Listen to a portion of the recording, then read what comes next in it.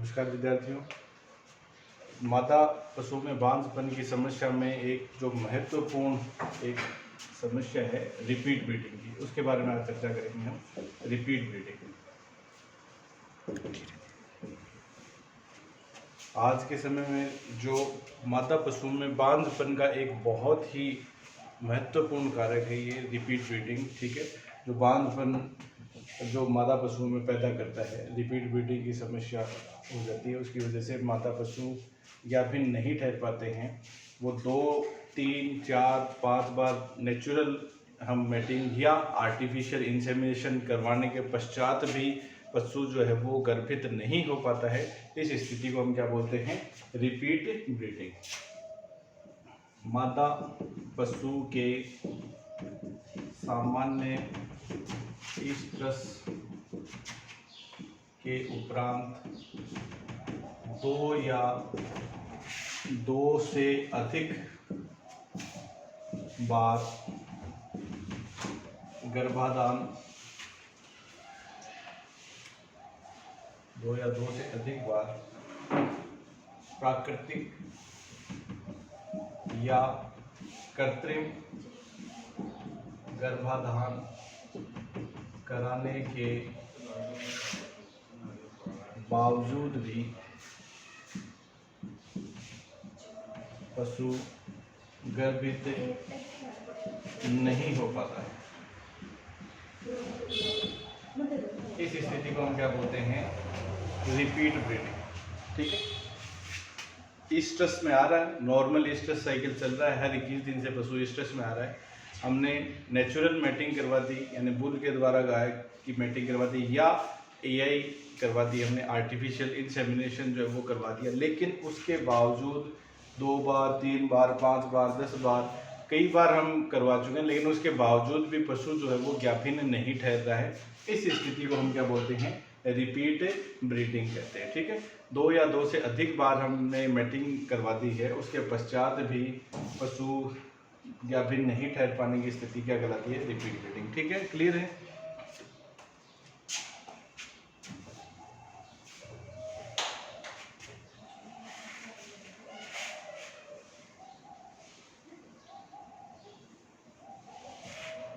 अब बांझपन की ये समस्या आज के समय में बहुत ही विकट समस्या है। ठीक है, इसके द्वारा जो है पशु गाभिन नहीं ठहर पाएगा, बार बार पशु जो है वो रिपीट होता रहता है, गर्भित नहीं हो पाता है। ठीक है, इससे क्या होगा? उसका जो टाइम है, इंटरकाविंग पीरियड, वो काफ़ी लंबा हो जाता है। गाय जो है दूसरी बार ब्याने वाली होती है, वो जैसे मतलब कि हम जैसे इंटरकाविंग पीरियड जो सोचते हैं 1 वर्ष का होना चाहिए, यानी 1 वर्ष में गाय जो है वो 1 बछड़ा या बछड़ी जो है 1 काफ हमें दे दे, उसका ये प्रजनन काल सही होता है। लेकिन इन स्थितियों में वो 2 वर्ष तक नहीं ब्याती है, 3 वर्ष तक नहीं ब्याती है। ऐसी स्थिति जो है वो पैदा हो जाती हैं, उससे को हम क्या है? रिपीट ब्रीडिंग कहते हैं। ठीक है, अब इस रिपीट ब्रीडिंग के क्या कारण होते हैं? ईटियोलॉजिकल फैक्टर हम इसकी देखें तो इसके कारणों के बारे में हम चर्चा करें तो क्यों नहीं हो पाते हैं? पहला कारण तो ये है कि निषेचन की प्रक्रिया ही नहीं हो पाती। निषेचन नहीं हो पाना, पहली चीज तो ये हो सकती है। ये मादा के जननांग है,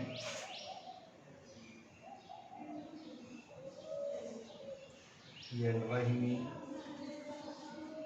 ये अंडाशय हो गया। ठीक है, अब सामान्य क्रिया में क्या होता है? पशु हीट में आया, फॉलिकल का निर्माण हुआ, अंडोत्सर्ग होता है, और इधर से जो है शुक्राणु जो है वो पहुंच जाते हैं। कहाँ पे? अंडवाहिनी में पहुंच जाते हैं। अंडाणु और शुक्राणु का मिलन होता है, जिसको हम क्या बोल रहे हैं? निषेचन की क्रिया बोलते हैं। और इससे के फलस्वरूप किसका निर्माण होता है? जाइगोट का निर्माण होता है। तो पहली क्रिया तो ये हो सकती है कि रिपीट होने का पहला कारण तो ये हो सकता है कि निषेचन हो ही नहीं रहा है।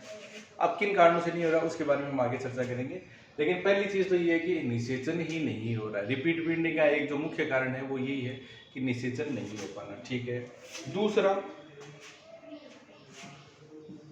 दूसरा है early embryonic death. Early embryonic death यानी भ्रूण जो बना, यानी ये जो जाइगोट बना, उसके बाद में जो मोरूला ब्लास्टूला ये एम्ब्रियो जो बन रहा है, उसकी जल्दी ही मृत्यु हो जाना।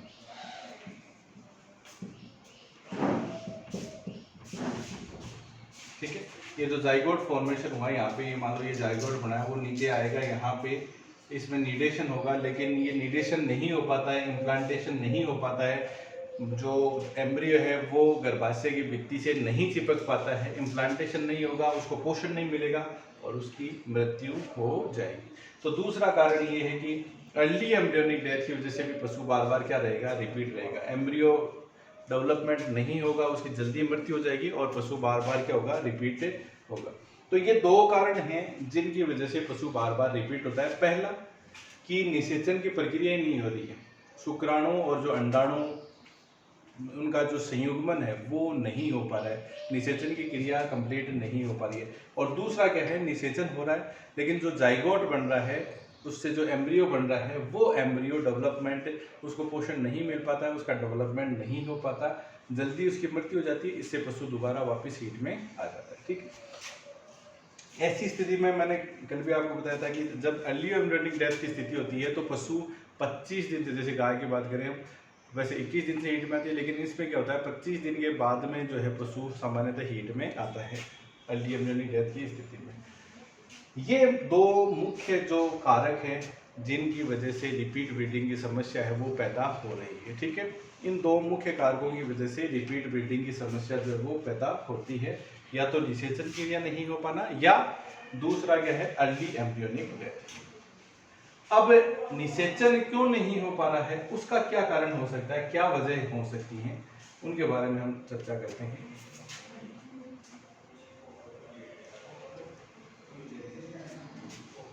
तो उसमें हम सबसे पहले देखें जननांगों के, मादा पशु के जो जननांगों में विकार, विकृति, मादा पशु के जननांगों में विकृति हो जाना, उसकी वजह से क्या होगा, पशु में निषेचन की क्रिया नहीं होगी।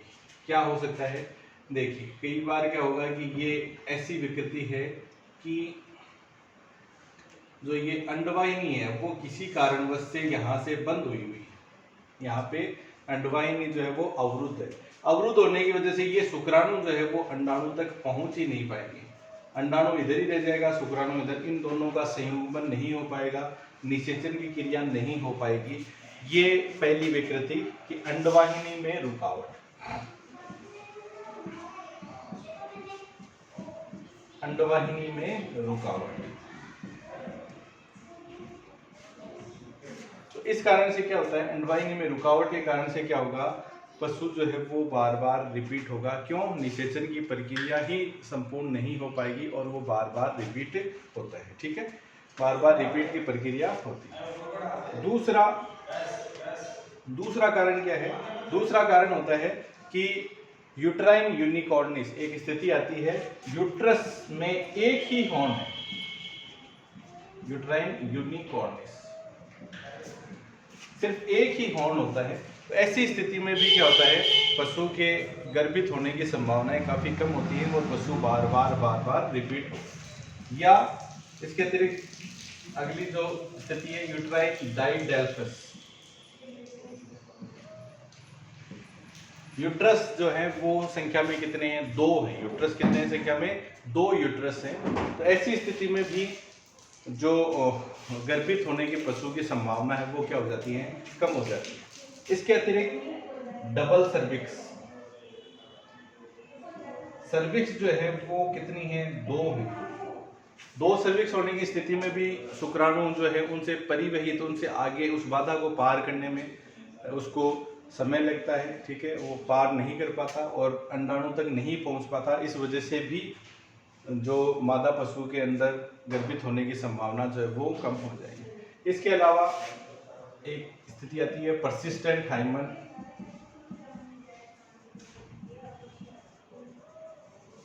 परसिस्टेंट हाइमन, यहाँ पे क्या होता है कि जो वेस्टिब्यूल और वेजाइना के मध्य, वेस्टिब्यूल और वेजाइना के मध्य यहाँ पे एक झिल्ली होती है जिसका नाम है हाइमन। ये हाइमन जो झिल्ली है, ये झिल्ली सामान्यतः फर्स्ट मेटिंग के दौरान टूट जाती है, लेकिन कई के अंदर क्या होता है, ये झिल्ली नहीं टूट पाती है और ऐसी स्थिति में पशु बार बार रिपीट होगा या फिर नहीं ठहर पाएगा। ठीक है, तो ये परसिस्टेंट हाइमेन की स्थिति जो है वो पैदा हो सकती है, जिसके कारण से पशु या फिर नहीं ठहरेगा और बार बार रिपीट होगा। और ये संबंध क्या है, व्हाइट कलर की हीफर्स में ज़्यादा होता है, इसीलिए इसको व्हाइट हीफर डिजीज भी कहा जाता है। इसको व्हाइट हीफर डिजीज भी इसको कहा जाता है। ठीक है, तो ये कुछ जननांगों की विकृतियां हैं जिनके कारण से, इन विकृतियों के कारण से पशु जो है वो बार बार रिपीट होगा या फिर नहीं ठहर पाएगा। ठीक है, तो इनको एक बार नोट कर लें।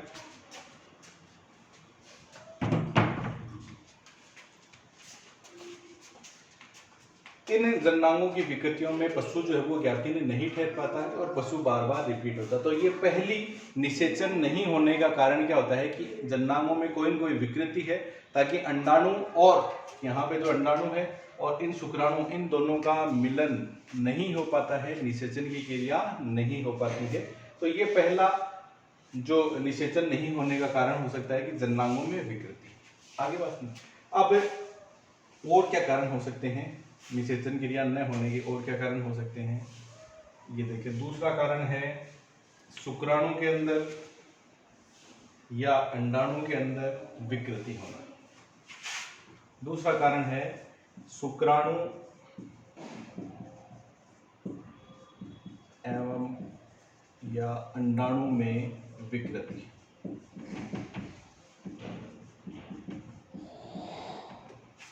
ठीक है, शुक्राणु में कोई विकृति, क्या विकृति हो सकती है, उससे पहले मैं थोड़ा सा आपको शुक्राणु की संरचना के बारे में आपको बता दूं। तो उसमें शुक्राणु में आप देखते हो ऐसे हेड होता है, फिर यहाँ पे मिडल पीस होता है जहाँ पे माइटोकॉन्ड्रियल शीथ होती है। ठीक है, और उसके बाद में ये पुच्छ भाग है इसका, ये जो है शुक्राणु का पुच्छ भाग होता है, पूंछ। ठीक है, ये हेड है, शीर्ष भाग, ये मिडल पीस मध्य भाग,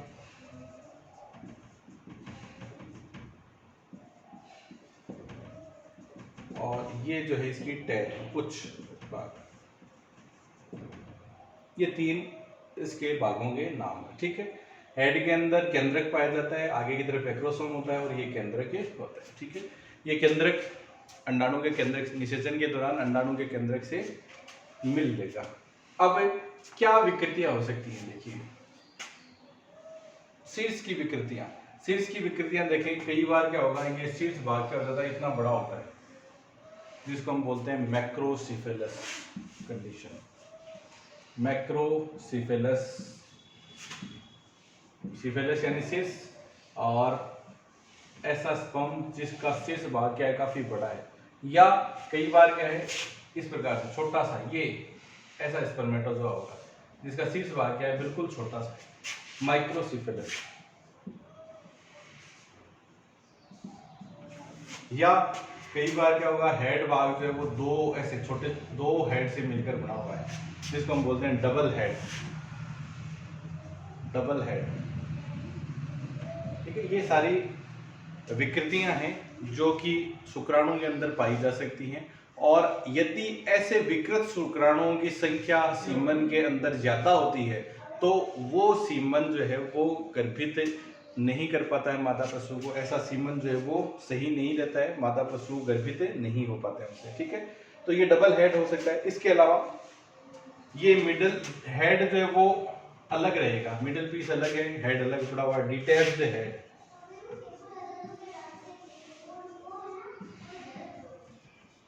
हेड भाग जो है वो अलग ही है, बिल्कुल इनसे जुड़ा हुआ नहीं है यहाँ पे। ठीक है, ये अलग ही पड़ा हुआ है। ठीक है, या फिर हम मिडल पीस का देखें, मिडल पीस क्या हो सकते हैं, दो हो सकते हैं, double middle piece. Middle piece जो है वो क्या है, 2 हैं, ठीक है। इसके अलावा टेल जो है वो जुड़ी भी नहीं हो कई बार इस प्रकार से, हेड और मिडल पीस तो जुड़े हुए लेकिन टेल जुड़ी भी नहीं है, डिटैच्ड टेल या डबल टेल,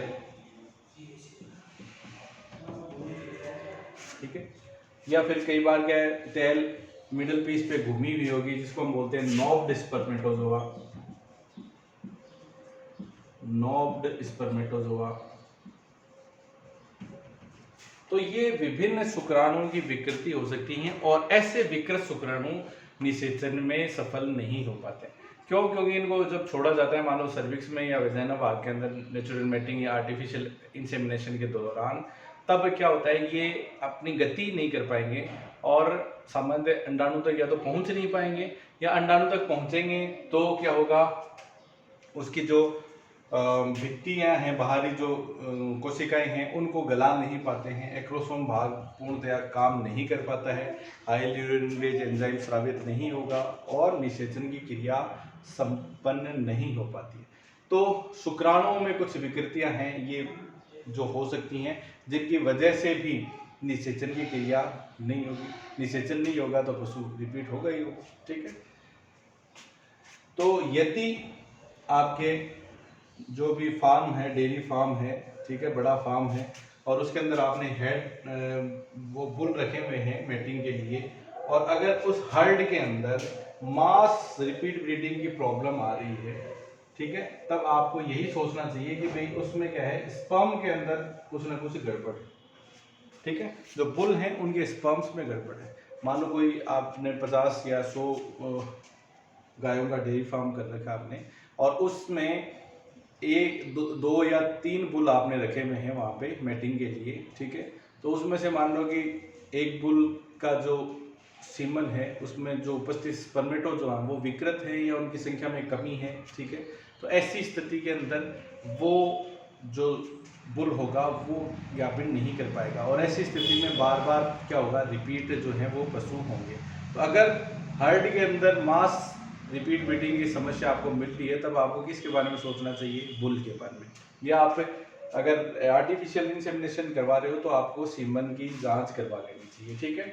तो ये शुक्राणुओं में कुछ विकृतियां हो सकती हैं, या शुक्राणुओं की संख्या कम है या बिल्कुल नहीं है, जिसको हम बोलते हैं एजूस्पर्मिया। यदि सीमन के अंदर शुक्राणु मृत शुक्राणु ही है, सारे के सारे जीवित शुक्राणुओं की संख्या निल है, ठीक है, उसको हम बोलते हैं एजूस्पर्मिया। ऐसी स्थिति में यदि जो जीवित शुक्राणु और गतिशील शुक्राणु यदि सीमन के अंदर नहीं होंगे तो वो निषेचन नहीं कर पाएंगे, ठीक है। या शुक्राणुओं की संख्या सीमन के अंदर प्रति ml के अंदर कम है, उसको हम बोलते हैं ओलिगोस्पर्मिया, ठीक है। एक तो ये एजूस्पर्मिया है सीमन में शुक्राणु का मतलब क्या है, जीवित एवं गतिशील। इनकी यदि बिल्कुल अनुपस्थित है तो उस स्थिति को तो हम बोलेंगे एजूस्पर्मिया। और यदि सीमन के अंदर जीवित व गतिशील शुक्राणुओं की कमी है, उसको हम क्या बोलते हैं, ओलिगोस्पर्मिया।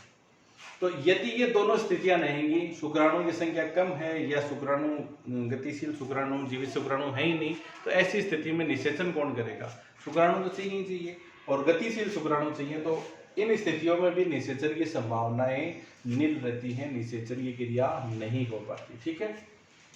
तो ये शुक्राणु में या अंडाणु में विकृति के कारण से जो मादा पशु है वो गर्भित नहीं हो पाए। अब दूसरा है अंडाणु में विकृति। अंडाणु में क्या विकृति हो सकती है, ठीक है। ये अंडाशय से ये ग्राफिन फॉलिकल से अंडोत्सर्ग के द्वारा अंडाणु आया, ठीक है। ये अंडाणु यहाँ पे आया, इसको जितना जल्दी इसको शुक्राणु मिलेंगे फर्टिलाइजेशन की संभावनाएं उतनी अधिक होती है। यदि इसको लेट शुक्राणु मिलती है तो फर्टिलाइजेशन की संभावनाएं घटती जाती है, यानी विद इन 2 आवर्स के अंदर, अंडोत्सर्ग के 2 घंटे के अंदर जो इसको शुक्राणु मिल गए तो संभावनाएं 80% तक रहती है। 2 से 4 घंटों में वो संभावनाएं 60% रह जाती है, 4 से 6 घंटों के अंदर 50%, और उससे यदि ज़्यादा समय जाता है, मतलब 12 घंटे बाद का यदि समय होता है, तो इसके अंडाणुओं के निषेचन की संभावनाएं बहुत कम हो जाती हैं। तो कहने का तात्पर्य क्या है कि यदि ये अंडाणु जब उत्सर्जित होता है, अंडोत्सर्ग की क्रिया होती है, उसके बाद में इसको जल्दी से जल्दी जो है शुक्राणु इसको मिलने चाहिए, ताकि निषेचन की प्रक्रिया जो है वो पूर्ण हो सके। ठीक है, यदि जितना लेट इसका जो निषेचन की क्रिया, इसका मिलन शुक्राणु से जितना लेट होगा, निषेचन की क्रिया उतनी ही उसकी संभावनाएं कम हो जाती है। ठीक है, तो अंडाणु में विकृति का एक यही है कि अंडाणुओं का अधिक आयु का होना।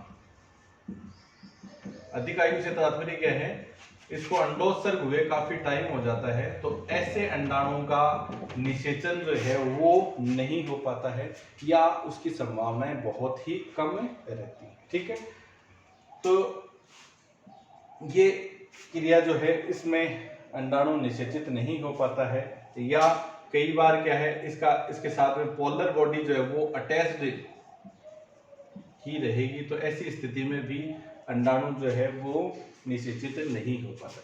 तो ये अंडाणु की विकृतियां हैं कि अंडाणु यदि अधिक उम्र का हो जाता है, उसको अंडोत्सर्ग हुए काफी समय हो जाता है, तो ऐसी स्थिति में निषेचन की जो संभावनाएं हैं वो क्या हो जाती है, काफी कम हो जाती है। ठीक है, तो ये दूसरा कारण हो गया जिसके कारण से निषेचन नहीं हो पाता है, और निषेचन नहीं होगा तो बार बार पशु क्या होगा, रिपीट होगा। ठीक है, तो पहला तो हमने देखा जन्नांगों में विकृति, और दूसरा है शुक्राणु या अंडाणु में विकृति।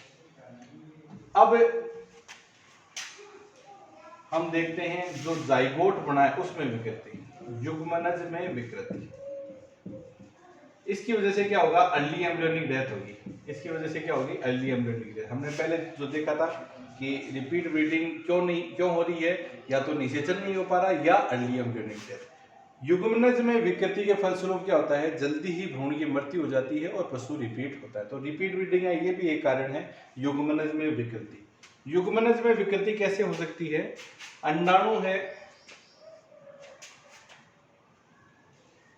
ये अंडाणु है, ये इसका केंद्रक है, और इसका केंद्रक के अंदर यानी कैसा केंद्रक है, अगुणित। अगुणित का मतलब क्या है, हैप्लॉइड, यानी उसमें गुणसूत्रों की संख्या कितनी है, आधी, n लिखा हुआ है ये मैंने।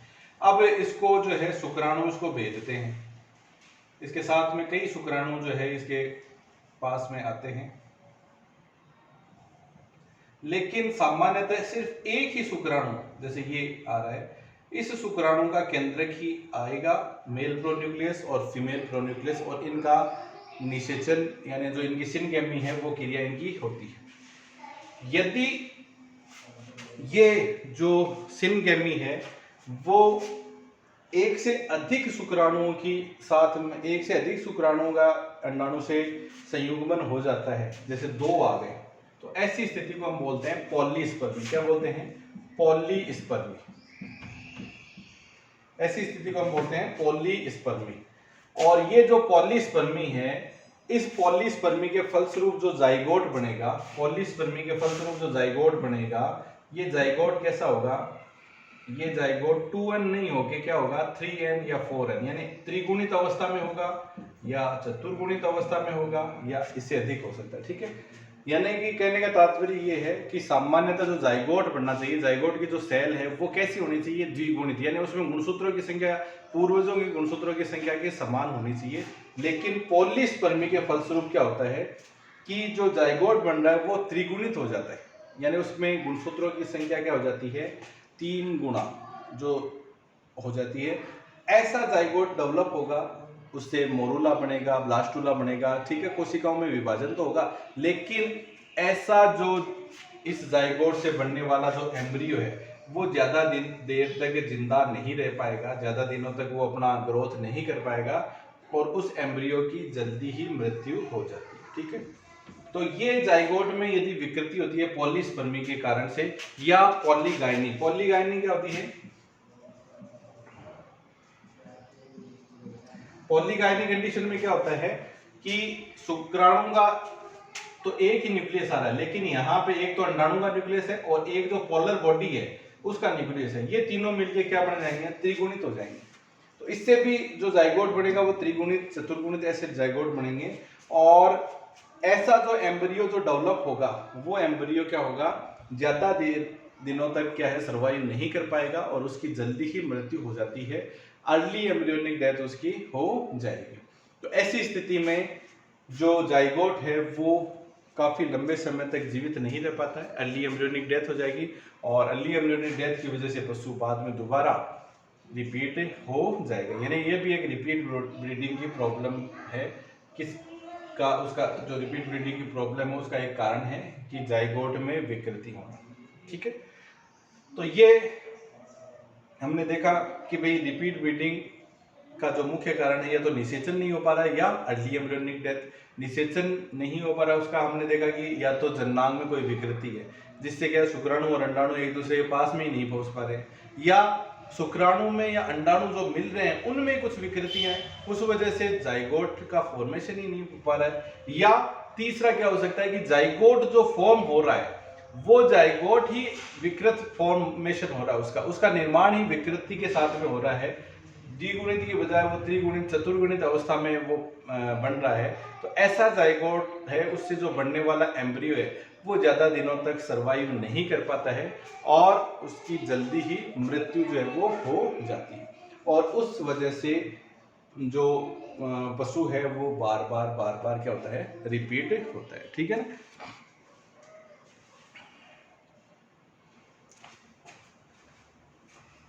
तो ये कारण है जो रिपीट ब्रीडिंग के मुख्य जो कारण है उन इसमें हमने देखा कि एक तो जन्नांगों में विकृति, शुक्राणु में, अंडाणुओं में और जो बनने वाला जो जाइगोट है उसमें विकृति होने के फलस्वरूप पशु बार बार रिपीट होते हैं। इसके बाद में हम देखते हैं हार्मोनल कारक, जो हम नेक्स्ट क्लास में देखेंगे। ठीक है, कल की क्लास में देखते हैं।